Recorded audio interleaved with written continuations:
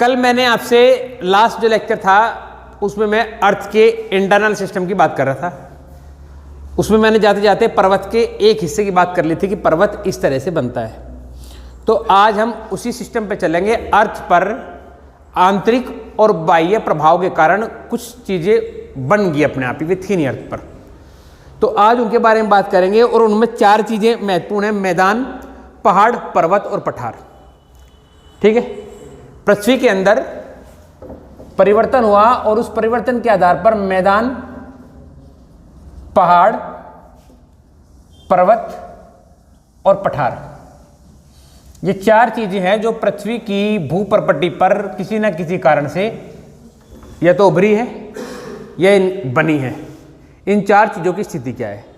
सबसे पहले तो अगर हम 4 चीजों को एक फिगर के आधार पर बना के चले तो बढ़ा लेते हैं। सर ये मैंने आपका बना दिया समुद्र, और समुद्र का एक ही लेवल में होना इसलिए है क्योंकि वो लिक्विड फॉर्म में है। अगर उसमें कोई विशेष हलचल ना हो तो उसका तल एक ही लेवल में रहेगा। इसलिए समुद्र के तल पर को पृथ्वी पर हाइट के निर्धारण के लिए मानक माना जाता है। अगर किसी भी चीज की हाइट पृथ्वी पर ली जाएगी तो वो इस समुद्र के अपर सरफेस से काउंट होगी कि कोई चीज कितनी ऊंचाई पर है। तो इसका यहां होना जरूरी था, समुद्र के तल का, क्योंकि इसका तल लगभग एक ही लेवल में रहेगा, इसलिए उस चीज की हाइट काउंट की जाएगी समुद्र के तल से। हाँ, सब चीजों की जितनी हाइट होगी वो समुद्र तल से ली जाएगी। समझ में आ गई बात मेरी? चाहे इसमें आपका मैदान हो, चाहे पहाड़ हो, चाहे पर्वत हो, चाहे पठार, इसी के आधार पर इनकी ऊंचाइयां निर्धारित की गई है। जो मैदान है वो समुद्र तल से 100 से 200 मीटर की ऊंचाई पर होते हैं।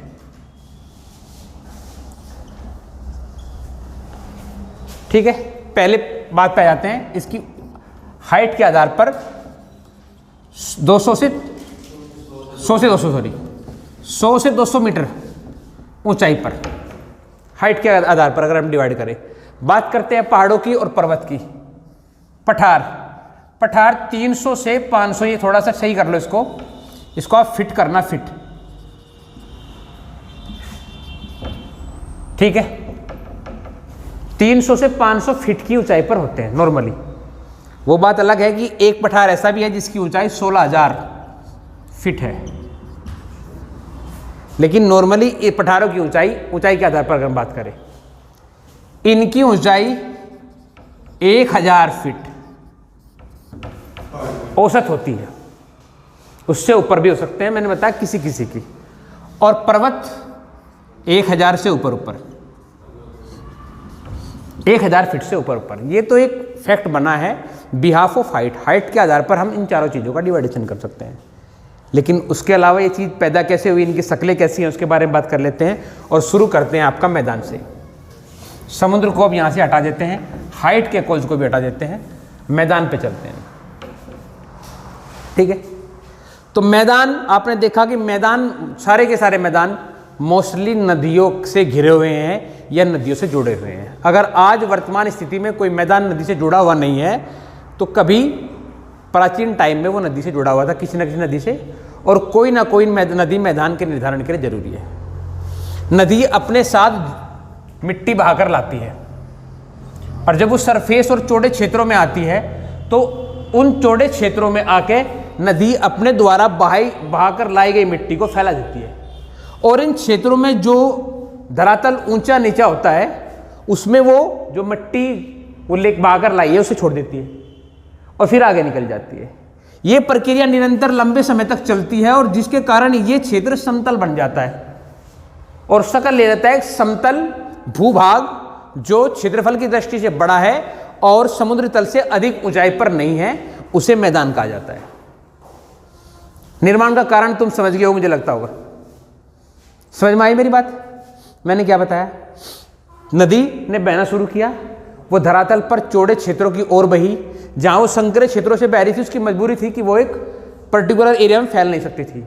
जैसे धरातल पर चौड़े क्षेत्रों में वो आएगी तो वहां अगर जमीन समतल नहीं है तो अपने साथ बहाकर ले आए गए अपक्ष, चाहे वो पर्वतों के हो चाहे मिट्टी के हो, जिस क्षेत्र से होकर गुजरी है, वो सारे उनमें छोड़ देगी और आगे निकल जाएगी। और वो ज़मीन समतल होती चली जाएगी, और ये समतल ज़मीन जो है वो पहाड़ों का रूप ले लेगी। जिस क्षेत्र में हम रह रहे हैं इसे दो आप बोलते हैं गंगा और जमुना के बीच का। इसके निर्माण में महत्वपूर्ण भूमिका है गंगा और यमुना की। उनके द्वारा बहाकर प्राचीन टाइम में बहाकर लाई गई मिट्टी से ये क्षेत्र समतल हुआ है। ये कभी समतल नहीं रहा होगा, लेकिन निरंतर उनकी बाढ़ आई, वो अपने साथ मिट्टी बहाकर लाती रही, और इस क्षेत्र के जो उबड़ खाबड़ जमीन थी, गहरी थी, उसको एकसार करती चली गई और निर्माण हो गया, मैदान का पहला फैक्ट हो गया। तो मैं समझता हूँ कि मैदान आपको समझ में आ गया होगा। ठीक है सर, उसके बाद हम चलेंगे पहाड़े की ओर। अब बात करते हैं पहाड़ की। ठीक है, जब नदी किसी पर्टिकुलर क्षेत्र से बह रही, वो अपने साथ अपक्ष लेकर आ रही है, ठीक है, तो उस क्षेत्र में नदी द्वारा विशेष कटाव से एक क्षेत्र संकरा हो जाएगा और उसके पास की जमीन नीची, और ये जो क्षेत्र की जमीन ऊंची हो जाएगी एक लिमिटेड हाइट तक, माने अंडर 1000 फीट से नीचे नीचे। उस कंडीशन में नदी ही निर्माण करेगी पहाड़ का। इसलिए आप पाएंगे कि ज़्यादातर जो पहाड़ है वो नदी क्षेत्र के आसपास ही मिलेंगे आपको। इनके निर्माण में उसकी महत्वपूर्ण भूमिका है। ठीक है, यहाँ तक बताओ किसी को कोई कन्फ्यूजन है कि नहीं? ठीक है, क्लियर हो गया। अब तीसरी और महत्वपूर्ण चीज़ की तरफ चलेंगे, वो है पर्वत। एक प्रकार के पर्वत का कल मैंने आपसे जिक्र कर लिया था। मैंने कहा 1000 फीट से ऊंचा होना चाहिए पर्वत को। मैक्सिमम हाइट के बारे में आप जानते हैं, कौन है? K2 गाडविन ऑस्टिन है, जिसकी 8850 मीटर ऊंचाई है। अब वो हिमालय का अंग है, और हिमालय के निर्माण के विषय में आपसे बात कर चुका हूं। किसी भी पर्वत के निर्माण के लिए मैंने आपको कल प्लेट लिस्ट थ्योरी पढ़ाई थी, फिर एक बार डिस्कस कर लेते हैं। ये दो प्लेटें हैं, अर्थ प्लेट, ये प्लेट इस तरफ मूव कर रही है, ये प्लेट इस तरफ मूव कर रही है। दोनों एक दूसरे से टकराने के बाद एक प्लेट दूसरी के ऊपर चली गई। अदरवाइज दोनों प्लेटों ने फोर्स लगाया और दोनों प्लेट टकरा के ये हिस्सा ऊपर उठना शुरू हो गया, और ऊपर उठना शुरू हो गया तो ये निर्माण करता है पर्वत का। इसे मोड़दार पर्वत कहते हैं। कल मैंने आपको बताया था कि हिमालय इसका प्रमाण है। हिमालय पृथ्वी का सबसे नवीन पर्वत है और वो इसका प्रमाण है। ये कहते हैं कि जहाँ हिमालय है वर्तमान स्थिति में, वहाँ एक समय 33 सागर था। 33 सागर। और जो हमारी प्लेट है एशियाई प्लेट, ये एग्जैक्टली एशिया की प्लेट नहीं है। हम कभी अफ्रीका का हिस्सा थे, वहाँ से टूटकर मैंने आपको प्लेटलेस थ्योरी के अंदर बताया पृष्ठ तनाव की भूमिका और अपकेंद्री बल, इन दोनों के कारण वहाँ से टूटकर हम आकर जुड़ गए एशिया से। और जब हमारा हिस्सा, ये हमारी प्रायद्वीपीय पठार की जो स्थिति है, ये आकर जुड़ती है किससे? एशियाई प्लेट से। तो इनकी टक्कर से वो 33 सागर था, 33 सागर में बल पड़ जाता है और वहाँ निर्माण होता है मोड़दार पर्वत का। ये पर्वत का एक प्रकार है। इस प्रकार के पर्वत जो है एक तरीके से बनते हैं। बताओ इसमें आपको कोई दिक्कत है, कोई समस्या है क्या? नहीं है, कोई कन्फ्यूजन नहीं है। ये एक प्रकार हो गया। एक प्रकार होता है पर्वत का ब्लॉक। ये समतल जमीन है हमारी, ठीक है। पृथ्वी के अंदर अपभ्रंश हुआ परतों का एक दूसरे की ओर खिसकी, अदरवाइज प्लेटों का खिसकना एक दूसरे से दूर हो गया। उस परिस्थिति में नीचे की स्थिति में जगह बन जाएगी और ये ऊपर की जमीन तेजी के साथ कट के नीचे छूट जाएगी। जितने हिस्से को मैंने काट दिया, ये इतना हिस्सा कट के नीचे, और ये इतना हिस्सा जमीन के अंदर धंस गया और यहां निर्माण हुआ ब्लॉक पर्वत का, ठीक है। अब ये तो हो नहीं सकता कि जमीन ऐसे ही कट जाए, बस चकोर की चकोरी नीचे जाए खिसकेगी। आप उसे किसी पैनी हथियार से तो काट नहीं रहेगी, बिल्कुल चकोर काटेंगे, पत्थर काटेंगे, तो उसका जो अपभ्रंश होगा जब जमीन नीचे की ओर खिसकेगी तो उसकी शेप बदल जाएगी। और जब ये शेप हो जाएगी बच्चों, तो वो निर्माण करेगा ब्लॉक पर्वत का। उसका 30% भाग समतल हो सकता है। बोलो, पर्वत के बनने का दूसरा प्रकार है। नहीं कह सकते, इन्हें उस श्रेणी में नहीं कह सकते, ब्लॉक पर्वत की श्रेणी में। इस पर बहुत बड़ा विवाद चल रहा है। हाँ, अभी फिलहाल इस पर विवाद चल रहा है, फिलहाल हम करेंगे इस पर डिस्कस। हाँ, इसीलिए इस पर मैं क्या कह रहा हूं, इस पर फिलहाल आपने कहा विंध्याचल चल और सतपुड़ा, इन ये किस पर्वत की श्रेणी में आ रहे हैं, इस पर हम डिस्कस करेंगे। अभी मैं यहीं हूं, आप भी यहीं हो। फिलहाल ये बताओ कि आपको ब्लॉक पर्वत समझ में आ रहा कि नहीं आ रहा? ठीक है, जो विंध्याचल और ये आपने बताया सतपुड़ा, ये आते हैं अपशिष्ट पर्वत की श्रेणी में। दोनों में बहुत अंतर है, ब्लॉक पर्वत में और अपशिष्ट पर्वत में बहुत अंतर है। अगर आपको ब्लॉक पर्वत का एग्जाम्पल जानना है ना, तो ये पाकिस्तान में है, ये है सॉल्ट रेंज। और सुनो, एक है ब्लैक फॉरेस्ट, ये पड़ता है जर्मनी में। ये दोनों इसके एग्जाम्पल है ब्लॉक पर्वत के। डिस्कस करेंगे हम आपकी बात को समझने की कोशिश करेंगे, आप हमारी समझो।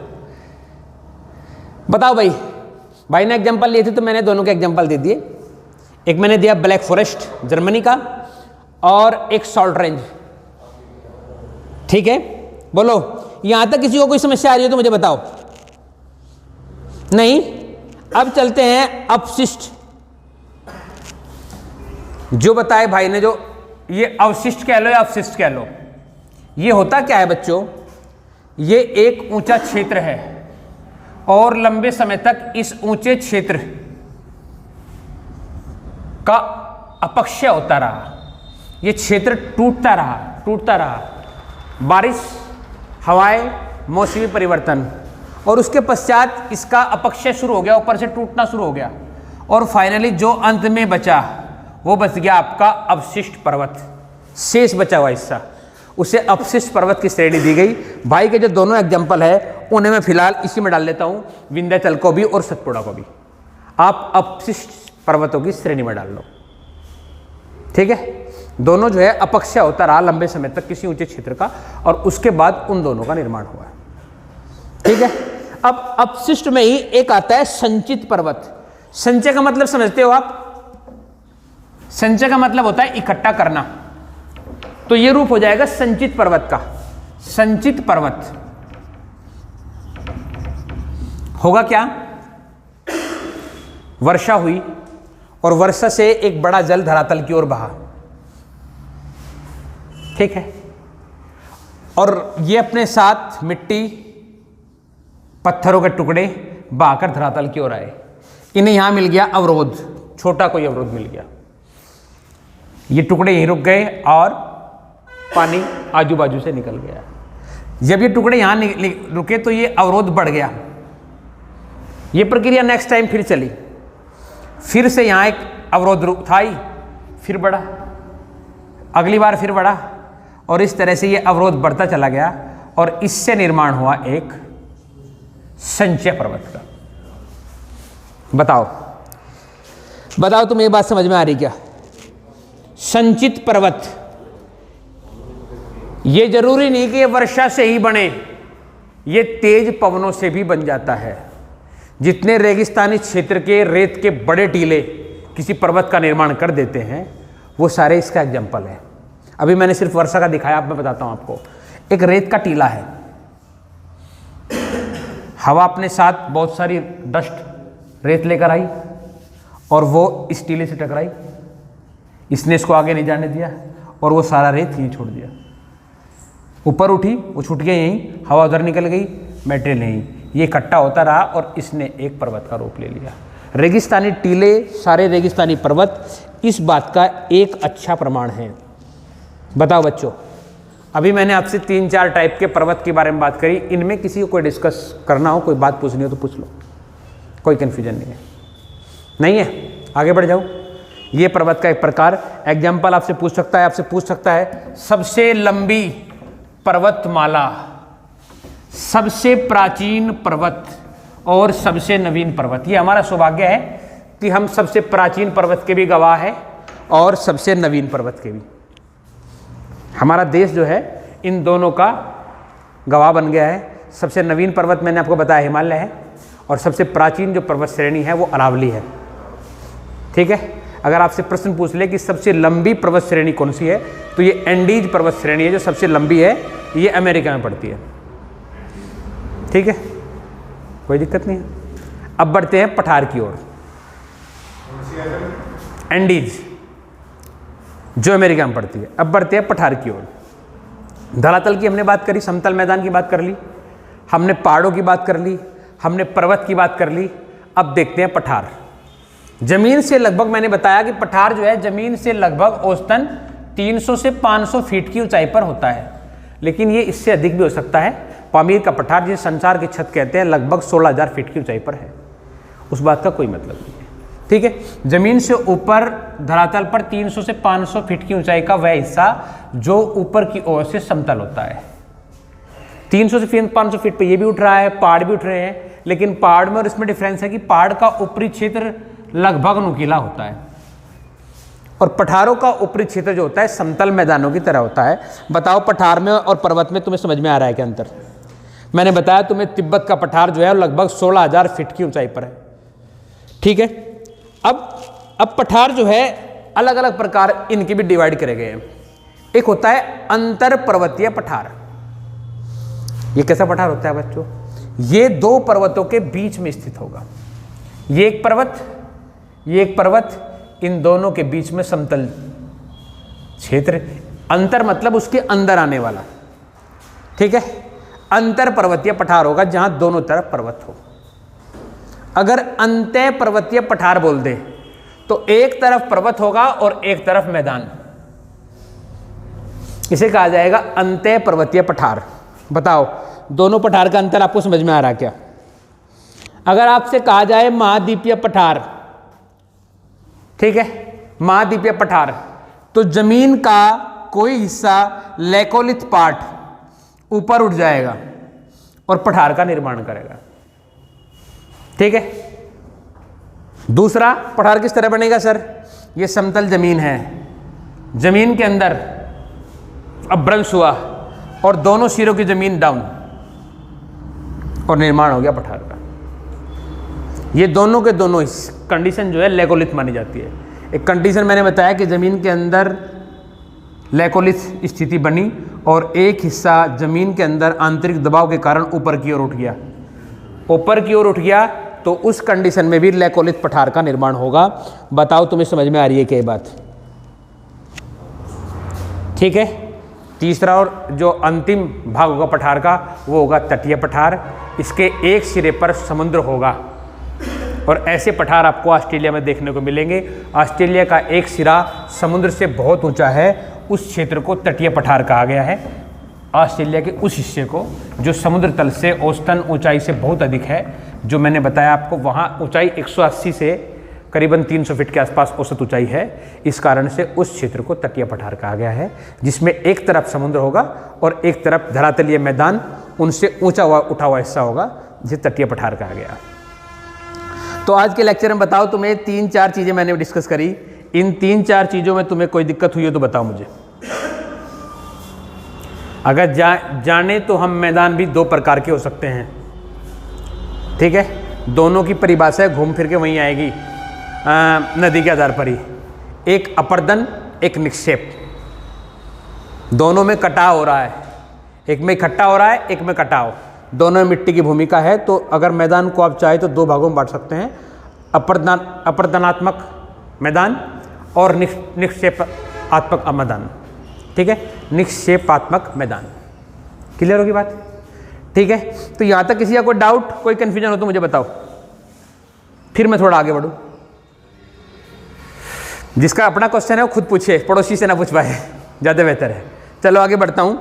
आगे बढ़ रहा हूँ तो वनों की ओर बढ़ रहा हूँ, ठीक है। भूभाग का या समतल हो, चाहे पठार हो, चाहे पर्वत हो, चाहे पहाड़, वह क्षेत्र जो वनों से घिरा रहेगा उसे वन क्षेत्र कहेंगे हम।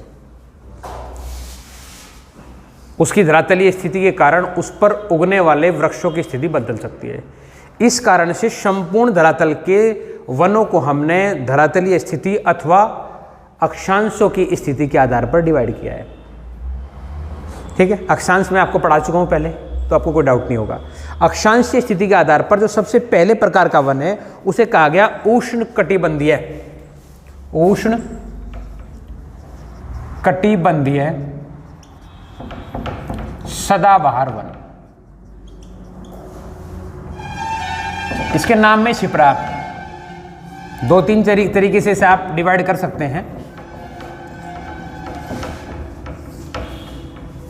ठीक है, ये उष्ण कटिबंधीय क्षेत्र में आएगा और जहां औसत वर्षा जो है वो लगभग 200 सेंटीमीटर से अधिक होगी। ये इसकी पहचान है। और क्या पहचान है इसके नाम में छिपरी? वर्ष भर सदाबहार बना रहेगा। इस प्रकार के वन क्षेत्र को हम उष्ण कटिबंधीय सदाबहार वन कहते हैं। ठीक है, इसके उलट दूसरा उष्ण कटिबंधीय अर्धपर्णपाती वन इसी में से निकला। ध्यान दीजिए, उष्ण कटिबंधीय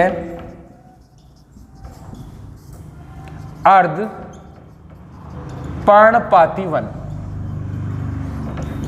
वर्षा के आधार पर डिवाइड करें तो 150 सेंटीमीटर से कम वर्षा होती है यहां। इस आधार पर इसकी व्याख्या की जा सकती है। दूसरा, उससे डिफर आपको नजर आ रहा होगा कि यहां साल के साल आपको वृक्ष हरे भरे नजर नहीं आते। वृक्ष कुछ समय के लिए अपनी पत्तियों को गिरा देते हैं और नई पत्तियां फूट जाती है। जिन जिन क्षेत्रों में इस प्रकार के वन उगते हैं उन्हें उष्ण पर्णपाती वन कहते हैं। अगर वन में भी आप जानना चाहें तो इस क्षेत्र में साल, सांगवान, हाँ वो उसका जो आप बोल रहे हैं ना वो इसका तद्भव है। ये तत्सम शब्द है। सही शब्द वही है, जो बिगड़ा हुआ रूप है वो आप बोल रहे हैं सांगवान। सांगवान सही शब्द है। हिंदी की दृष्टि से बात करें तो ये सही शब्द है। सागौन हमने इसको बना दिया। ठीक है, बोलो यहां तक किसी को दिक्कत है क्या? तीसरा हो गया विष्णुवर्त रेखीय वन। इससे आप समझते होंगे, अगर आपने ठीक से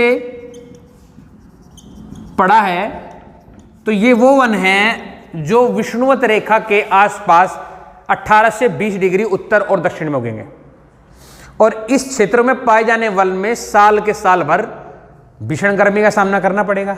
और भीषण गर्मी का सामना करना पड़ेगा तो इस क्षेत्र में वे वन नहीं उग पाएंगे जिनकी पत्तियां बड़ी हैं, क्योंकि पत्तियां पौधे के लिए प्रकाश संश्लेषण का काम करेगी और जिसकी पत्तियां चौड़ी होगी वो अपना जड़ों का जो जल है उसे जल्दी अवशोषित करके उड़ा देगी।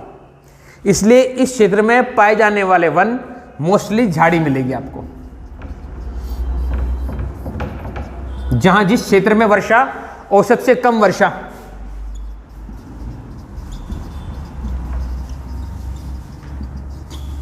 ये नेचर का एक गुण है कि इस क्षेत्र में ऐसे वन उगेंगे जिनकी पत्तियां जो है छोटी होगी, चौड़ी होगी, या पत्तियां होगी ही नहीं, पत्तियां अपनी सारी पत्तियां गिरा देंगे, जिससे कि उनकी जड़ें कम से कम जल को अवशोषित करे और वो अपना भोजन बनाने में बहुत कम जल का प्रयोग करे या बहुत कम जल में अपना जीवन चला पाए। बताओ बच्चों, एक होता है टुंड्रा वन।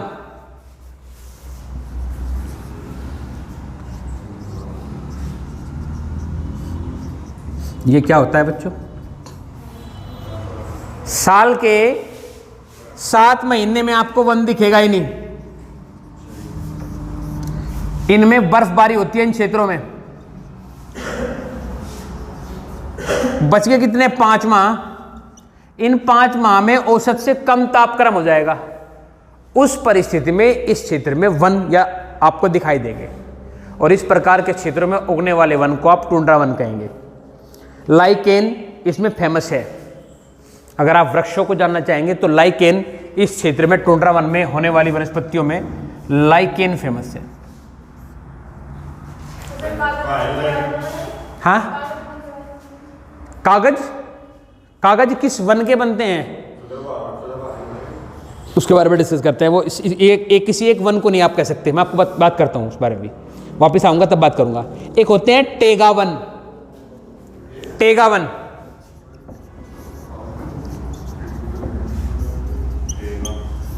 ये सदाबहार वन है। साल के साल कौन से क्षेत्र की, मैं आपसे डिस्कस करूंगा कि किस क्षेत्र की चीज का क्या प्रयोग होगा, उस बारे में बात करेंगे हम। ठीक है, सदाबहार वन जो होंगे टेगा वन होंगे। उसके अलावा होते हैं वन पर्वतीय वन। छठे टाइप का जो होगा वो होगा पर्वतीय वन। पर्वतीय वन जो होंगे उनकी विशेषता ये है कि बच्चों उनके जो पेड़ होंगे वो शंकु आकार के होते हैं।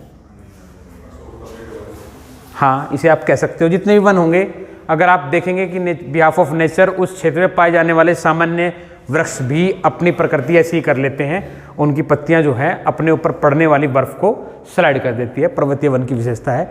ये मैंने वनों की बात करी, ठीक है। अब सवाल एक है विनीता का, लकड़ी के आधार पर 2 प्रकार की लकड़ी। ये सवाल जो आपने उठाया, ये लकड़ी का मोस्टली उससे उठता है कि जो लकड़ी मजबूत और हल्की मानी जाती है। आपने बताया कागज किस लकड़ी का बनेगा, तो वो बिल्कुल अलग ही सवाल होगा बिल्कुल। जो लकड़ी सामान्यतः जिस मजबूत नहीं होगी, उन सब प्रकार की लकड़ियों का आप कागज बनाने में प्रयोग कर सकते हैं, ठीक है। और भारत में या विश्व में पाई जाने वाली जो सबसे मजबूत लकड़ी है वो मिलेगी जो अत्यधिक समय पानी में स्टेबल हो सकती हो। यानी जितने वन ऐसे मिलेंगे जो अत्यधिक वर्षा क्षेत्र में आपको मिलेंगे, वहां से पाई जाने वाली लकड़ी मजबूत भी होगी और आर्थिक दृष्टि से, व्यापार की दृष्टि से ज़्यादा सक्षम भी होगी, ठीक है। भारत में सुंदरवन के जो डेल्टा से, एक तो सुंदरवन के नाम पे मशहूर है, तो सुंदरवन पेड़ है वहाँ। उसके अलावा वहाँ से जो लकड़ी, इमारती लकड़ी प्रयोग की जाती है, वो नाव बनाने में प्रयोग हो जाती है और वो विश्व की सबसे मजबूत लकड़ियों में से एक है। ये सवाल आप एग्जाम एक्सेप्टेड बात कर सकते हैं। और दूसरा मैंने आपको बताया कि जिन लकड़ी में डेंसिटी कम होगी, घनत्व कम होगा, वे सारी लकड़ी कागज बनाने के प्रयोग में करी जा सकती है। किसी विशेष वन क्षेत्र की आप बात नहीं कर सकते, ये कहना मुश्किल है कि किसी एक वन क्षेत्र की लकड़ी का प्रयोग आप कागज के प्रयोग में कर रहे हैं, ठीक है। फिर डिपेंड करता है कि वो किस क्षेत्र में उस चीज़ का उद्योग ज़्यादा है और किस क्षेत्र में कम। बताओ बच्चों, यहाँ तक किसी का कोई सवाल अब हो तो बता दो मुझे। नहीं? इसी के साथ साथ चलते चलते मैं घास की बात और कर लूँ। घास के जो मैदान हैं वो 2 प्रकार के होते हैं मोस्टली, तो फिर उन्हें क्षेत्र के आधार पर उनके नाम बदल दिए जाते हैं, ठीक है। घास की अगर बात करें, मैदान की बात करें, तो घास के आधार पर मैदान एक होता है उष्ण कटिबंधीय,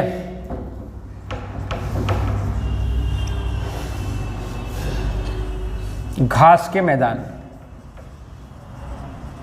और एक होता है शीतोष्ण कटिबंधीय घास के मैदान, ठीक है। आपको नाम से पता चल रहा होगा, बिहाफ ऑफ डिग्री 0 डिग्री से 33 तक दोनों गोलार्ध में उष्ण कटिबंधीय घास के मैदान है। और ये 33 से ऊपर आप जाएंगे तो 66 तक चले जाओ, बस उससे बाहर अपना जाइए। 66 से भी नीचे रहो आप इसे कर दो 60 तक। 60 डिग्री तक पाए जाने वाले जो घास के मैदान हैं उन्हें कहा जाएगा आपका शीतोष्ण। क्षेत्र के आधार पर इनके नाम बदल सकते हैं। जैसे ये है उष्ण कटिबंधीय, इन्हें कहीं कहीं सवाना कह देते हैं। कहां कहते हैं? अफ्रीका में उष्ण कटिबंधीय घास के मैदान को सवाना कह देते हैं। और जो ये शीतोष्ण है, इनके भी अपने नाम हैं। इसे प्रेरी, एक ही क्षेत्र में, एक ही शीतोष्ण क्षेत्र में 2 शीतोष्ण घास के मैदानों के नाम अलग अलग हो सकते हैं, इसमें कोई समस्या नहीं है।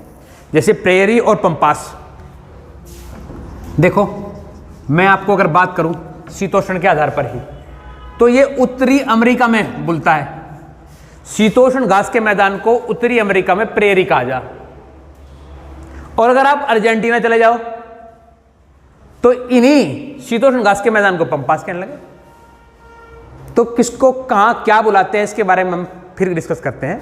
लेकिन फिलहाल मैंने आपको बताया 2 ही कैटेगरी है घास के मैदानों की, एक तो शीतोष्ण है और दूसरा उष्ण कटिबंधीय है। दोनों को मैंने बताया कि बिहाफ ऑफ एक्सिस अलग अलग डिवाइड कर सकते हैं। मैं उम्मीद करता हूं कि यहाँ तक किसी को कोई कन्फ्यूजन नहीं रहा होगा। किसी का कन्फ्यूजन है तो मैं मोस्ट वेलकम, मैं लेता रहूँगा, सवाल का जवाब देता रहूँगा। आशा करता हूँ कि ये वीडियो आपके लिए उपयोगी रही होगी। यहाँ तक ये वीडियो आपने ध्यान से देखी, उसके लिए बहुत बहुत धन्यवाद। Thank you very much.